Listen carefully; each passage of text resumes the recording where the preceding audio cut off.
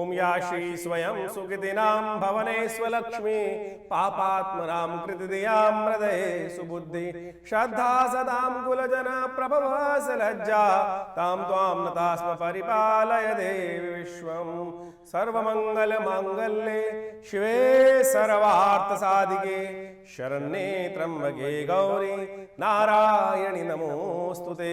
नमस्कार, स्वागत है आपका आचार्य वाणी में। मैं आचार्य डॉक्टर विक्रमादित्य आपके साथ हूँ। आज का विषय हमारा है पहली राशि मेष राशि वालों का भविष्यफल दिसंबर के आरंभ काल में किस प्रकार का रहेगा। देखिए, मेष राशि वालों, मंगल प्रधान आपकी राशि है और मंगल इन दिनों बड़े उठापटक के योग बना रहे हैं। मंगल आपको पता है क्षीणस्थ अवस्था में चल रहे हैं, नीच के होकर चल रहे हैं और मंगल अब वक्री भी होने जा रहे हैं। लेकिन बाकी नक्षत्र, अब मंगल ने वक्री होकर क्या किया है कि आपको सीधी तरह से नहीं, आपको कान घुमा के पकड़ने की तरफ जा रहे हैं, कार्य को लंबा करने की तरफ जा रहे हैं। मैं आपको सीधा सीधा एडवाइस देता हूं कि ऐसे में सूत्र समझ लें आपकी मंगल आपको कैसे लाभ देंगे। आप बुद्धि में सही कार्य आ रहा है, बिल्कुल ठीक आ रहा है, लेकिन आप दुनिया को शिक्षा दे रहे हो इन दिनों। मैं मेरी बात बुरा मत मानना, दुनिया को शिक्षा दे रहे हो लेकिन खुद उस पर अनुसरण नहीं कर रहे हो। आपकी समस्या इन दिनों केवल यही चल रही है और यही शनि मंगल का टकराव जो षडाष्टक योग बना हुआ है लाभ नहीं होने दे रहा। नहीं तो ग्रह आपके बिल्कुल लाभ देने को तैयार बैठे हैं। बृहस्पति दूसरे भाव में, शनि महाराज आपके एकादशवें भाव में स्वग्रही होकर आपको ठीक आ गए बिल्कुल, और अब नहीं लाभ दिया तो कब होगा। बस समस्या यही है कि आप थोड़े रिजिड हो गए हो। नहीं नहीं नहीं, सिद्धांतवादी, एक के बाद ये होना है तो एस के बाद ये होना है, ऐसा नहीं होता भाई। उठापटक का योग है लेकिन शुक्र परिवर्तन की तरफ जा रहे हैं। वो आपके अंदर चाणक्य नीति का उदय करने के योग दे रहे हैं। शुक्र परिवर्तन का योग आरंभ में बना रहे हैं और ये चाणक्य नीति आपके लिए थोड़ा सा हर मामलों में कहीं ना कहीं अच्छी रहेगी। लेकिन ध्यान रखिएगा, शुक्र का ये परिवर्तन मंगल के सप्तम सप्तक योग बनाकर थोड़ा सा मन को थोड़ा सा कच्चा कर सकता है। कच्चा का मतलब समझ लें, मन को थोड़ा सा वासना की तरफ उपयुक्त करा सकता है। आप थोड़ा ध्यान रखते हुए कार्य करेंगे तो बहुत अच्छा रहेगा। समझते हुए कार्य करें, विश्व के दृष्टिकोण से समझें कि बड़ा अजीब स्थिति है। मार्गशीर्ष का महीने में 5 शनिवार का योग बन गया, कोलाहल उत्पन्न करने का योग दे रहा है। समसप्तक सूर्य का बृहस्पति के साथ समसप्तक योग, मंगल का शुक्र के साथ समसप्तक योग, शनि का मंगल के साथ षडाष्टक योग। ये विश्व के लिए कहीं ना कहीं कोलाहल, आतंकवाद, अशांति, कहीं ना कहीं भूकंप, प्राकृतिक आपदाएं, कहीं ना कहीं बिल्डिंगों को तोड़ने का, कहीं ना कहीं ऐसा दिखाएगा विध्वंस का योग बनता दिखाई दे रहा है। और विश्व में जिस प्रकार के जो विश्व युद्ध योग बनते दिखाई दे रहे हैं, ये सारे के सारे उसमें और कोलाहल उत्पन्न करने के योग दे रहे हैं। लेकिन आपका भाग्य हमारे दृष्टिकोण से इस वक्त यदि थोड़ी सी चीज़ें आप ठीक कर लें तो बहुत अच्छा चल रहा है। मेष राशि वालों, उनको ठीक करने की ज़रूरत है। तो राशि के दृष्टिकोण से तो आपको थोड़ा सा परिवर्तन कर लेंगे तो बहुत अच्छा योग आपके लिए बन जाएगा, वो आप समझ लें। और एक तो योग ऐसा बन रहा है इन दिनों खास तौर पर कि आप उस उपाय को तो इंद्र ने भी किया था। कई बार हम कहते हैं ना, हमारे बहुत सारे लोग साथ में जुड़े होते हैं कि महालक्ष्मी हमसे रूठ के चली गई हैं। शास्त्र में एक कथा आती है कि इंद्र से भी, स्वर्ग से भी महालक्ष्मी रूठ के चली गई थी और कहा जाता है कि उन्होंने कहाँ प्रवेश कर लिया था, समुद्र में प्रवेश। ऐसे में खास एक रास्ता बनने वाला है, वो हम आपको बताएंगे इसी कार्यक्रम के दौरान। सिलसिलेवार तरीके से समझ लीजिएगा। पहले बात कर लेते हैं 1 दिसंबर की। 1 दिसंबर रविवार का अवसर, अमावस्या तिथि है। वृश्चिक राशि में जो आपकी बात कर रहे हैं, मेष राशि में अष्टम भाव में चंद्रमा प्रवेश कर बृहस्पति के साथ सुंदर योग बना रहे हैं। थोड़ा बंधन तो दे रहे हैं लेकिन लाभ के योग बना रहे हैं। थोड़ी सी आप कुछ चीज़ों को रिफाइन करने की ज़रूरत है तो आप बहुत बढ़िया तरह से लाभ ले सकते हैं। ध्यान रखिएगा, इन दिनों खासतौर पर शनि महाराज आपके 11वें भाव में चल रहे हैं और लग्न को देख रहे हैं और साथ साथ सूर्य अष्टम भाव में चल रहे हैं। ये थोड़ा सा आपको ठीक करने की ज़रूरत है। सूर्य और चंद्रमा का योग जिस प्रकार से बना हुआ है, अमावस्या तिथि का निर्माण है। पितरों के निमित्त कार्य करें। पितृ अपेक्षा करते हैं कि हमारे संतान जो हैं वो अवश्य हमारे लिए, अमावस्या एक तिथि होती है जिसमें हमें पितरों के निमित्त अवश्य कुछ तर्पण, कुछ ना कुछ ब्राह्मण भोजन, गौग्रास निकालने का प्रयास करना चाहिए। और जिन लोगों को अपने गए हुए दिवंगत आत्माओं की याद बहुत आती है, सपनों में बहुत आते हैं, तो उनको तो खास तौर पर, क्योंकि उनके पितृ कहीं ना कहीं उनके द्वारा कहीं त्रुटि हो रही है जो आप उनको तृप्त नहीं कर पा रहे हैं, तो अवश्य इस दिन कम से कम एक सीधा साधा तरीका है कि अवश्य अमावस्या के दिन एक थाली निकाल दिया करें, थोड़ा गायत्री जप एक माला उनके लिए कर दें, थोड़ा तर्पण कर दें। देखिए, परिवर्तन का योग बन जाएगा। ग्रह आपके लिए अच्छे बने हुए हैं, हार मत जाना। बहुत सुंदर योग बन रहे हैं, 2 दिन तो बहुत सुंदर बने हुए हैं। 2 तारीख सोमवार और शुक्ल पक्ष आरंभ हो रहा है। मार्गशीर्ष का प्रतिपदा तिथि है और जो समय ग्रह योग बन रहे हैं वो आपके लिए लाभ के योग बन रहे हैं और अच्छे योग बनते दिखाई दे रहे हैं। दोपहर के बाद परिवर्तन का योग बनेगा और देखिए, जो मन में थोड़ा प्रेशर भी था उससे जो आपको जो है ना सेटिस्फैक्शन प्राप्त करने का योग बन जाएगा। दोपहर का ये परिवर्तन आपको सेटिस्फैक्शन भी उत्पन्न करने का योग देगा। शुक्र भी आपके नवम भाव से निकलकर दशम भाव में प्रवेश करने जा रहे हैं। ये आपके लिए अच्छा एक लाभ का रास्ता बनाता दिखाई दे रहा है। आपके लिए नया कुछ ना कुछ परिवर्तन का योग बना, नया संपर्क साध सकते हैं। बहुत सारे लोगों के साथ नया संपर्क साधने का अवसर आपको सुंदर तरीके से मिलने का योग ये जो बन रहा है, शुक्र मंगल का परिवर्तन का योग सब सप्तक योग बन के आ रहा है, तो ये आपको बनता दिखाई देगा। आपके जो पर्सोना से मंगल थोड़े कमज़ोर है, उसको ठीक करने की ज़रूरत है, लेकिन आपका पर्सोना ऐसा है कि बहुत सारे लोगों के साथ संपर्क सध सकता है, नए दोस्त बन सकते हैं, लेकिन थोड़ा सा उनको तुरंत आपको चाणक्य नीति का इस्तेमाल करना है। वो कर लेंगे तो बहुत अच्छा रहेगा। 3 तारीख का दिन मंगलवार का अवसर है और साथ साथ इस दिन ग्रह नक्षत्रों का जो परिवर्तन का योग है वो आपके लिए जो उत्पन्न कर रहा है, धर्म का भाव उदय रहेगा, मन से थोड़ा सा शांत रहेगा और ये योग बन रहा है। लेकिन लगातार मंगल को जो कमज़ोर है उसको ठीक करने का आपको प्रयास करना चाहिए। हनुमान जी का पाठ करें, वो आपके लिए बहुत ज़रूरी है। हनुमान जी को खासतौर पर संकट मोचन का पाठ करना बहुत ज़रूरी है। ये सब करेंगे तो आपके लिए अच्छा रहेगा। एक बात और ध्यान रखें, 2 और 3 तारीख को ज्येष्ठा और मूल नक्षत्र के योग बन रहे हैं और जो जातक इनमें जन्म लेते हैं उनकी मूल शांति अवश्य करानी चाहिए। तो जिन्होंने नहीं कराई है, जो इन नक्षत्रों में जन्म दे चुके हैं और उनके माता पिता ने नहीं कराई थी, तो वो बाद में भी करा लीजिए। ये कराना अच्छा ही रहता है, नुकसान नहीं होता। 4 तारीख बुधवार का अवसर, तृतीया तिथि है और ग्रह नक्षत्र आपकी राशि के दृष्टिकोण से आपके लिए सरलता से कार्यों को निकालने का रास्ता आपके समक्ष रख रहे हैं। अब अपना रहे नहीं अपना रहे, रास्ता जरूर आपके समक्ष रहेगा क्योंकि मन शांत होता दिखाई दे रहा है। और साथ साथ आने वाले 2-3 दिन आपके लिए बहुत विशेष परिवर्तन का योग बन के आ रहा है। आपकी चीज़ों में सफलता प्राप्ति का योग आपको बन सकता है, कार्यों में सफलता देने का योग, क्योंकि शुक्र के साथ चंद्रमा की युति बहुत जल्दी से बनने वाली है, वो आपके लिए बहुत अच्छी रहेगी। 5 तारीख बृहस्पतिवार का अवसर, चतुर्थी तिथि है। इस दिन आप चंद्रमा जो है परिवर्तित कर बिल्कुल जो है बृहस्पति से दृष्ट होकर आपके लिए लाभ का योग, गजकेसरी योग निर्माण आपकी गोचर में बहुत सुंदर तरीके से द्वितीय और दशम भाव में बनकर बैठा है और आपकी कार्यों में आपकी मेहनत से सफलता देने के योग बना रहा है। लेकिन भाई विडंबना वही है कि मंगल यहाँ थोड़ा सा आपको ढाक के 3 पात की तरफ ले जा रहा है, तो थोड़ा आपको अपने स्वभाव में परिवर्तन करना पड़ेगा। ज्ञान का उदय, बृहस्पति महाराज जो हैं थोड़े से इस वक्त वक्री चल रहे हैं, तो उनको थोड़ा ध्यान दीजिए। गौ पूजन करें, गाय को विशेष तौर पर अच्छा गुड़ खिला दीजिए इस दिन, ये उपाय कर सकते हैं आप। गुरुजन की सेवा करने का प्रयास करें। ये बृहस्पति का ये उपाय बताया है, ये कर ली गजकेसरी योग आपको लाभ दे सकता है। ध्यान रखिएगा भद्रा है इस दिन करीब 1 बजे तक, तो उस तब तक नए कार्य ना करें। आने वाले 2-3 दिन ग्राफ अच्छा रहेगा आपके लिए। 6 तारीख का दिन दिवस बहुत ही अद्भुत है। शुक्रवार के दिन पंचमी का योग बन गया है और ये महालक्ष्मी पंचमी, श्री पंचमी का योग बन रहा है। शास्त्र में इसका महत्व लोप हो चुका है, लोग भूल चुके हैं श्री पंचमी क्या होती है। और कहा जाता है कि इस श्री पंचमी के दिन इंद्र ने संकल्प लेकर महालक्ष्मी का पूजन आरंभ किया था, जब इंद्र भी महालक्ष्मी के अभाव से ग्रसित हो गए थे। महालक्ष्मी चली गई थी, श्रीविहीन हो गया था स्वर्ग। श्रीविहीन मानी सॉरी इंद्र शास्त्र में विद्यमान कथा है। हमको तो अपने ही विडंबना दिखाई देती है कि महालक्ष्मी है ही नहीं घर में, कृपा कैसे होगी। यहाँ तो शास्त्र में प्रमाणित है, देवी पुराण के अंदर एक कथा आती है कि भगवती महालक्ष्मी जो है स्वर्ग से पलायन कर गई थी और समुद्र में प्रवेश कर गई थी। तो आप समझें ये दिवस है, गजकेसरी योग का निर्माण हो चुका है और आपकी राशि के दृष्टिकोण से दिन बिल्कुल अच्छे चल रहे हैं। और ऐसे में यदि चाहते हैं चमत्कार, तो जो उपाय हम आपको बताने जा रहे हैं, इस कथा का श्रवण कर लीजिए, विश्वास जगा लीजिए, बिल्कुल परिवर्तन का योग बन सकता है। तो श्री पंचमी की अद्भुत कथा है और इस बात तो श्री पंचमी बहुत सुंदर शुक्रवार के दिन पड़ रही है। श्री पंचमी मार्गशीर्ष मास के शुक्ल पक्ष की पंचमी को पड़ने वाली जो तिथि होती है उसको पंचमी कहा जाता है, श्री पंचमी कहा जाता है। और श्री पंचमी महालक्ष्मी को प्रसन्न करने का अद्भुत दिवस है। कहा जाता है कि इस संसार में महालक्ष्मी की आवश्यकता किसको नहीं है। और एक बार बड़ी विचित्र विडंबना भी है, जब महालक्ष्मी आ जाती हैं तो धीरे धीरे संसार के अंदर वो जिस घर में आ जाती हैं धीरे धीरे कुछ समय बाद उनकी उपेक्षा भी शुरू हो जाती है।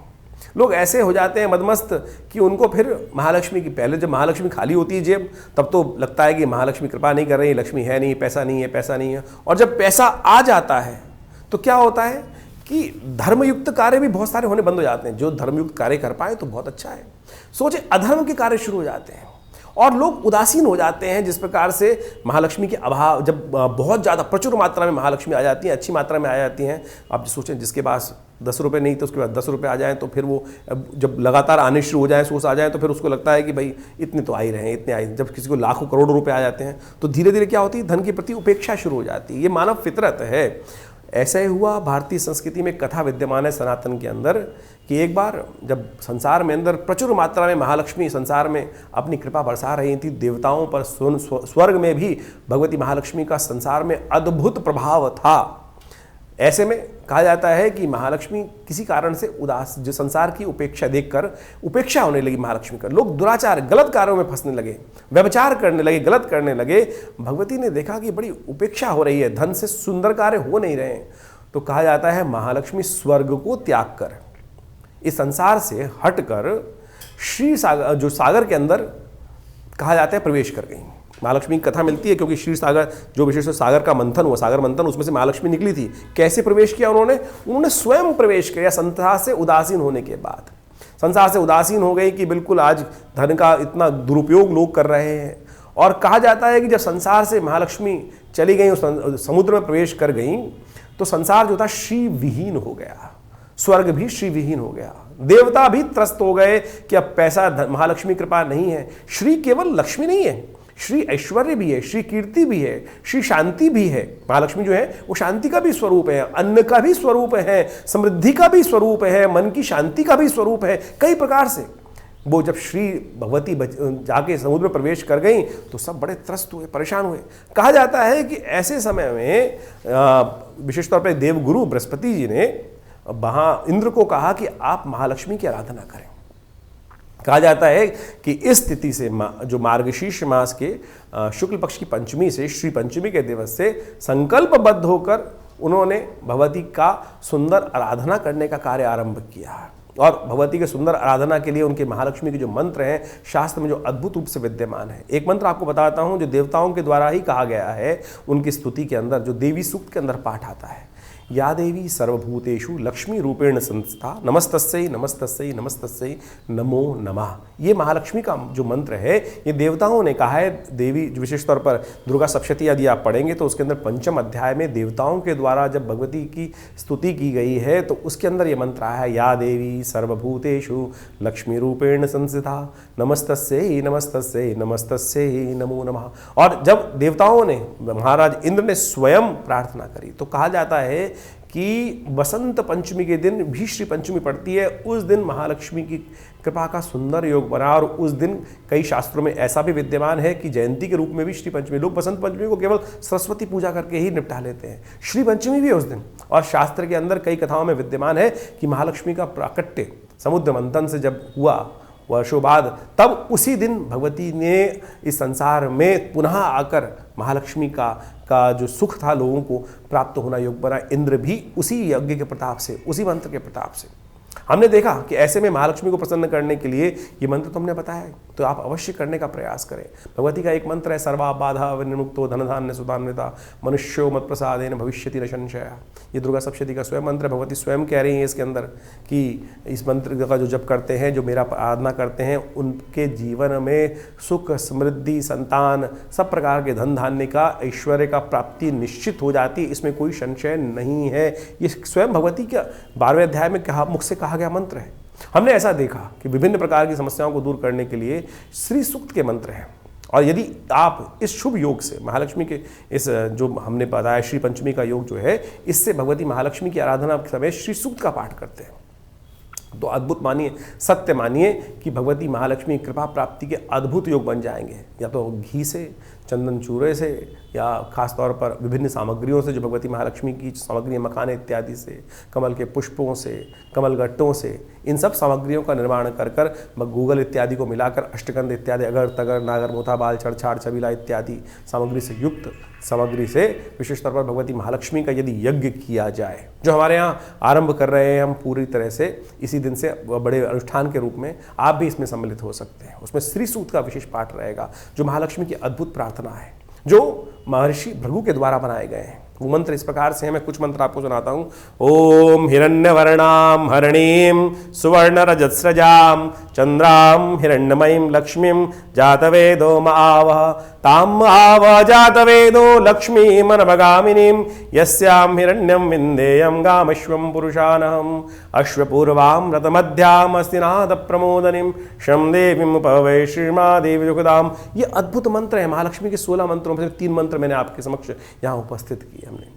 तो आप यदि इन मंत्रों का नित्य प्रति स्तवन करते हुए यदि यज्ञ भगवती का इस दिन से आरंभ करेंगे, सुंदर षोडशोपचार पूजन करेंगे, तो कहा जाता है महालक्ष्मी कृपा अद्भुत होती है। देवराज इंद्र ने स्वयं करी, शास्त्र प्रमाणित है इसका। तो इसमें तो हमारे देवता भी, ये नहीं है कि देवता कि हमेशा एक ही चीज़ में चलेंगे, यदि वो गलत करेंगे तो वो भी कष्ट में फंसे हैं और उनसे उनके निवृत्ति के मार्ग भी जिस प्रकार से बने हैं, तो हम भी मनुष्य हैं, उनका अनुसरण करते हैं। तो जीवन में कष्ट है तो उस निवृत्ति का रास्ता ये बताया गया है शास्त्र में। यदि आप इस दिन से आरंभ कर लगातार बसंत पंचमी तक ये पाठ करें, तो हमने ऐसा देखा जिसने किया उस पर कृपा, विश्वास रखने की आवश्यकता है। विवेकानंद योगाश्रम में भी इसके ऊपर बड़ा अनुष्ठान किया जा रहा है, आप भी इसमें सम्मिलित हो सकते हैं और समय समय पर उसके बारे में डिटेल जानने के लिए फ़ोन पर संपर्क साध सकते हैं। तो मेष राशि वालों, अभी आपने समझा कि किस प्रकार से सुंदर रूप से ये जो शास्त्र में प्रमाणित चीज़ें हैं इनको करना चाहिए। ये श्री सूक्त का पाठ है, अवश्य करने का प्रयास कीजिए। साथ साथ राम जानकी का विवाह भी इस शुभ तिथि में हुआ था, तो बहुत सुंदर तिथि है, इसका पूर्ण लाभ लेते हुए कार्य करना चाहिए।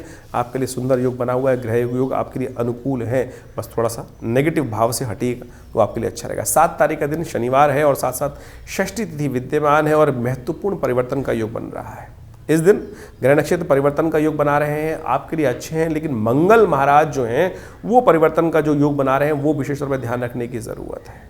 तो मेष राशि वालों, आपकी राशि के स्वामी मंगल है और मंगल वक्री होने जा रहे हैं 7 तारीख को। ये मंगल का वक्री होना, विशेष तौर पर शनि के साथ षष्ठाष्टक योग बनाना, ये थोड़ा आपके लिए कार्यों में विघ्न उपस्थित कर सकता है, झगड़े उत्पन्न कर सकता है, आप अपनी बातों पे अड़ सकते हैं और ये 2-4 महीने इस प्रकार का योग बनने वाला है, ध्यान रखिएगा। अन्य श्री मंगल का उपाय करना बहुत ज़रूरी है और आपकी राशि के दृष्टिकोण से हमें एक उपाय दिखाई देता है, वो आप अवश्य करने का प्रयास करें, नहीं तो अन्य श्री क्लैश परेशान कर सकता है। ओम क्रांग क्रीं क्रौंग से भौमाय नमः इस मंत्र का जप करें और हो सके तो मंदिर में जाकर भगवान हनुमान जी के समक्ष लाल दीपक प्रज्वलित करें और वहाँ बैठ कर हनुमान चालीसा का पाठ करें। ये लगातार उपाय कीजिएगा, नहीं तो ये मंगल लोग आपको थोड़ा अवॉइड करना शुरू कर देंगे कि केवल उपदेश देता है, कार्य नहीं करता, दुनिया को समझाता है, खुद नहीं करता।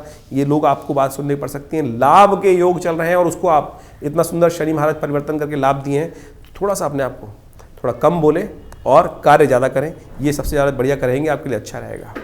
अब बात कर लेते हैं 8 तारीख रविवार का दिन, सप्तमी तिथि विद्यमान है और भद्रा इस दिन रहेगी सुबह 9:45 से लेकर करीब रात्रि में 8:30 बजे तक।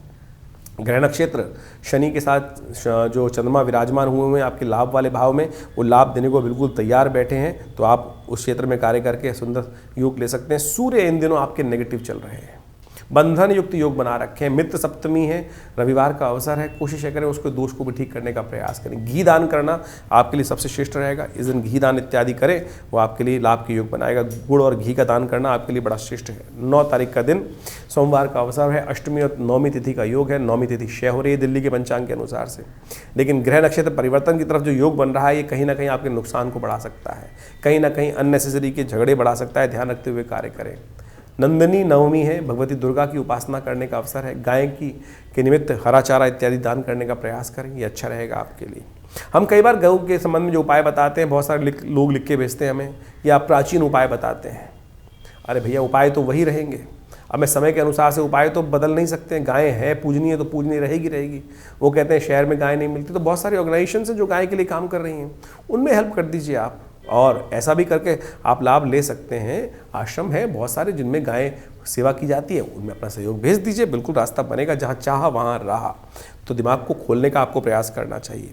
10 तारीख का दिन मंगलवार का अवसर, दशमी तिथि है, सर्वार्थ सिद्ध योग का निर्माण है, लेकिन ग्रह थोड़े भारी हैं, स्वास्थ्य का ध्यान रखने की ज़रूरत है, नियम पालन करने की ज़रूरत है और ध्यान रखिएगा अननेसेसरी झगड़ों से बचते हुए कार्य करना, नहीं तो नुकसान थोड़ा सा होने के योग बनते दिखाई दे रहे हैं। अच्छा रहेगा कि हनुमान जी को थोड़ा स्तवन करें, सुबह सुबह हनुमान जी को जाकर चोला चढ़ाइए, अच्छा रहेगा आपके लिए। तो इस प्रकार से आपने ग्रहों का योगा योग किस प्रकार से आपकी कुंडली में बन रहा है, आपकी राशि के अनुसार से बन रहा है, वो आपने समझने का प्रयास किया।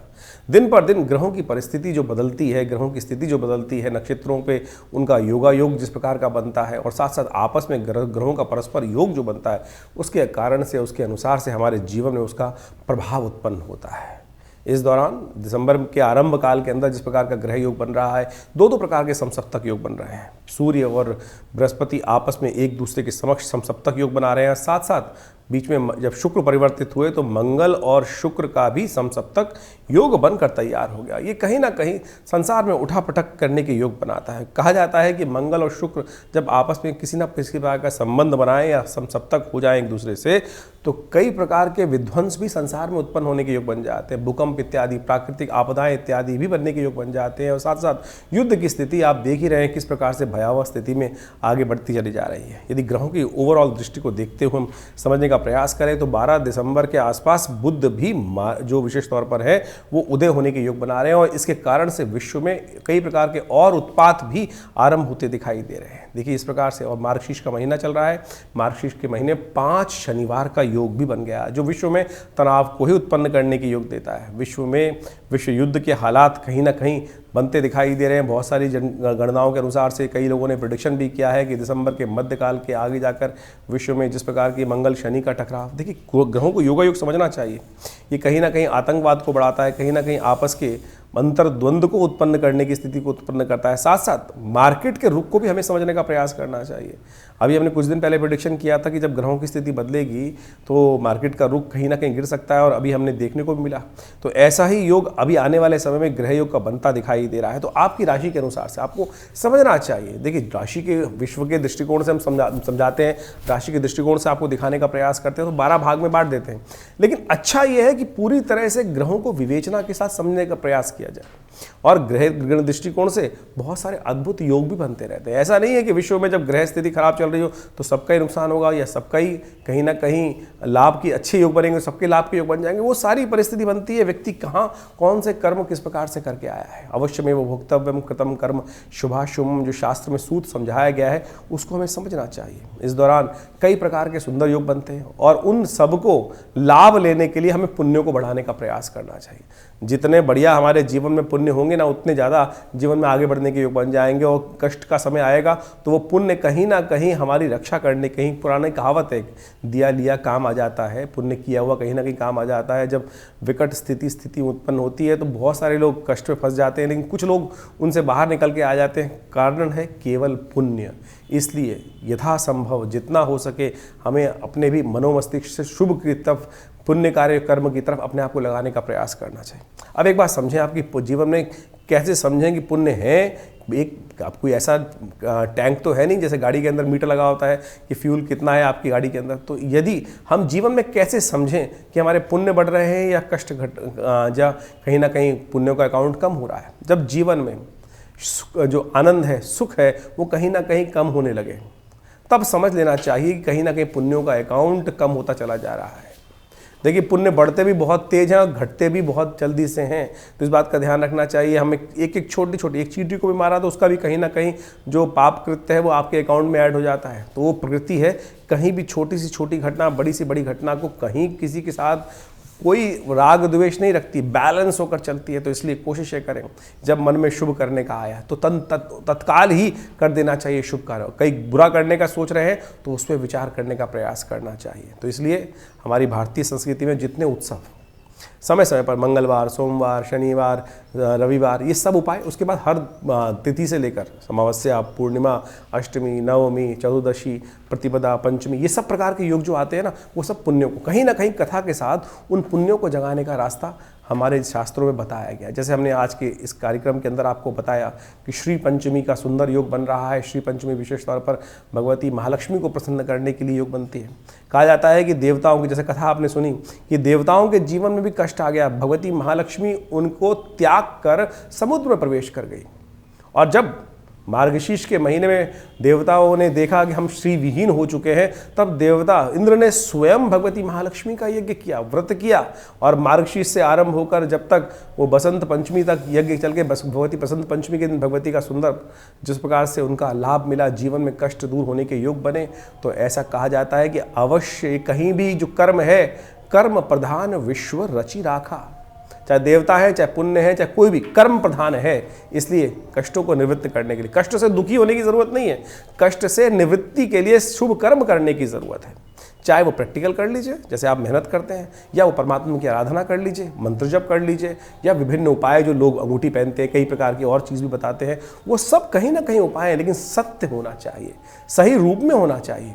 अब हमको समझ में ये नहीं आता है संसार की विचित्र विडंबना के अंदर सही मार्ग कौन सा है। आप किसी डॉक्टर के पास गए और डॉक्टर के पास डॉक्टर ने जाके दवाई लिखी, डॉक्टर ने तो एनालाइज करके बता दिया कि डॉक्टर दवाई ले लो। अब आप केमिस्ट के पास गए उस दवाई लेने के लिए, उसने वो नकली दवाई दे दी, तो वो नकली दवाई जो है वो काम तो करेगी नहीं, तो बीमारी ठीक होगी कैसे। तो यही समस्या है। अगर आप नग पहन लेते हैं और नग पता नहीं सत्य है कि नहीं है, तो इसलिए हम कोशिश करते हैं कि आप स्वयं मंत्र जप करके छोटे छोटे उपाय जो हम इस कार्यक्रम के माध्यम से, वैदिक ज्योतिष क्या है इसको समझना पड़ेगा। ज्योतिष की कई शास्त्र शाखा है, हम टोटकों में फंस गए, आजकल छोटे छोटे टोटकों में लग जाते हैं। कोई कुछ, आज की सोशल मीडिया का ज़माना है, सबके सब महाविद्वान बुद्धिजीवी इकट्ठे हो गए हैं और आपके सोशल मीडिया पे बैठकर ऐसी ऐसी भ्रांतियां लोगों के मनोमस्तिष्क में उत्पन्न कर देते हैं। अभी कुछ दिन पहले एक आरती के संबंध में ऐसी भ्रांति उत्पन्न करने का प्रयास किया कि देवताओं की जो हम आरती करते हैं, महालक्ष्मी की आरती नहीं करनी चाहिए। अरे भैया, आरती आरंभ है पूजा का, आरती स्वागत है महालक्ष्मी का। आरती विशेष तौर पर शास्त्र के अंदर जो षोडशोपचार, पंचोपचार, अनेक प्रकार की पूजाएं हैं, उसके अंदर एक अभिन्न अंग है। लेकिन तथाकथित तौर पर कुछ लोग ऐसी भ्रांति उत्पन्न करने का प्रयास करते हैं और बेचारे सीधे साधे जनता जो है वो भ्रमित हो जाती है। तो हम आपको तमाम चीज़ों को सही रूप से बताने का प्रयास कर रहे हैं। अभी हम बता रहे थे ना कि जो पत्थर पहनने का एक उपाय शुरू हो गया लोगों ने। दुनिया में इतने पत्थर बिके जा रहे हैं, इतने पत्थर बिके जा रहे हैं, इतने पत्थर तो निकलते भी नहीं होंगे। कभी किसी खान से कभी आपने देखा है कि बोरिया ट्रंक भर भर के पत्थर निकल रहे हैं? अरे विरले पत्थर निकलते हैं, और विरले पत्थरों की कीमत जो होती है वो अरबों लाखों रुपए से ऊपर होती है। और आज पन्ने के नाम पे, मोती के नाम पे, हीरे के नाम पर और माणिक्यों के नाम पर जिस प्रकार से एक पुखराज इत्यादि के नाम पर धंधा शुरू हो गया है, मैं शब्द का उच्चारण कर रहा हूँ, बहुत दुखद है। तो आप कोशिश ये करें, उसके जो सरल उपाय हैं वो करने का प्रयास कीजिए। सत्य है, बिल्कुल मेहनत से जितना किया करोगे, जो इस कार्यक्रम के माध्यम से हमने आपको जोड़ने का प्रयास किया है, उनको करने का प्रयास करिए। इंद्र ने भी तो किया, महालक्ष्मी को प्रसन्न करने के लिए उसने कब हीरा पहन लिया, उसने कब कुछ और उपाय किया, उसने व्रत किया। शास्त्र में देवी पुराण के अंदर इसका पूरा आख्यान उपस्थित है। मार्गशीर्ष महीने के पंचमी, शुक्ल पक्ष की पंचमी के दिन से इंद्र ने भगवश्री पंचमी के दिन भगवती महालक्ष्मी को प्रसन्न करने के लिए व्रत किया, श्री सूक्त का पाठ किया। वो जो है वो अद्भुत है, सत्य माने, और वो समस्त मनोग्रोथों को सिद्ध करने वाला है। हमारे आश्रम पर भी ये कार्यक्रम नित्य प्रति चलते ही है, महालक्ष्मी का यज्ञ भी नित्य प्रति चलता है। आप भी उसमें सम्मिलित हो सकते हैं। हर रविवार को विशेष कार्यक्रम की व्यवस्था रहती है, जो यज्ञ आदि इत्यादि होते हैं उसमें आप स्वयं सम्मिलित हो सकते हैं। और ये जो महालक्ष्मी का यज्ञ है, ये अभी श्री पंचमी से लेकर बसंत पंचमी तक चलेगा। ऐसे में जिन जिन को भगवती महालक्ष्मी कृपा चाहिए वो नोट कर लीजिए। साल में कुछ दिन के लिए मुहूर्त बनता है ये, तो इस श्री पंचमी से, मार्गशीर्ष शुक्ल पक्ष की पंचमी से लेकर बसंत पंचमी तक नित्य प्रति श्री सूक्त का पाठ करना शुरू कर दीजिए। देखिएगा विदिन कुछ ही दिनों में आप देखेंगे महालक्ष्मी की कृपा से समस्त कष्टों का निवारण करने के बाद रास्ते बने हैं। तो आप इन तमाम उपायों को जो शास्त्र में वर्णित है सही रूप से करने का प्रयास कीजिए। देखिए मनोकामना सिद्धि के योग बनेंगे। हमारे विवेकानंद योगाश्रम में इस प्रकार का बहुत अद्भुत प्रकार से हजारों लोगों पर शोध करके, स्वयं के ऊपर शोध करके हमने समस्त उपाय जो शास्त्र में वर्णित हैं वो देखे।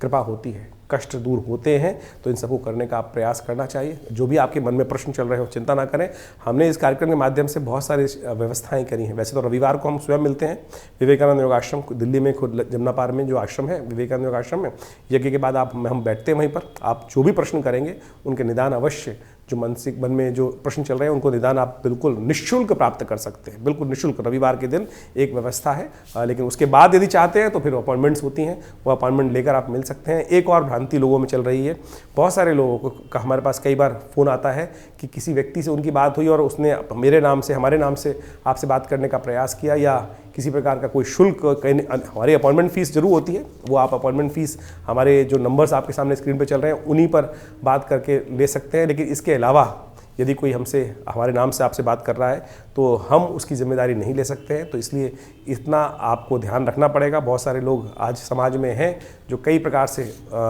फ्रॉड करने का प्रयास कर रहे हैं। हम आपको अवगत कराने का इस चैनल के, अपने चैनल के माध्यम से आपको समक्ष रख रहे हैं। दिल्ली में विवेकानंद योगाश्रम हमारा एक ही आश्रम है दिल्ली में, या फिर तो इसलिए इसके अलावा भारत में कोई हमारा आश्रम नहीं है। बहुत सारे लोग हमारे अलग अलग नाम से बहुत सा कई बार हमारे को सपना आते हैं मैसेजेस कि हमने यहाँ पर वहाँ पर कई प्रकार की जगहों पे, लेकिन हमारा कहीं कोई और आश्रम नहीं है। दिल्ली में ही विवेकानंद योगाश्रम है जमुना पार में।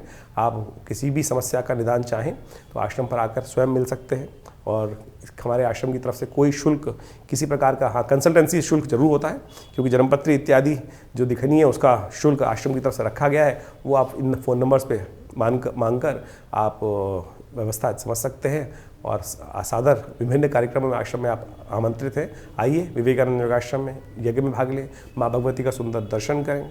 एक बहुत बड़ा हॉस्पिटल है योग प्राकृतिक चिकित्सा आयुर्वेद का जो हम चलाते हैं, 100 बेड का हॉस्पिटल है। बहुत सारे लोग आके उसमें अद्भुत प्रकार से स्वास्थ्य का लाभ भी ले रहे हैं। आप भी जुड़ सकते हैं हमारे साथ। धन्यवाद, नमस्कार।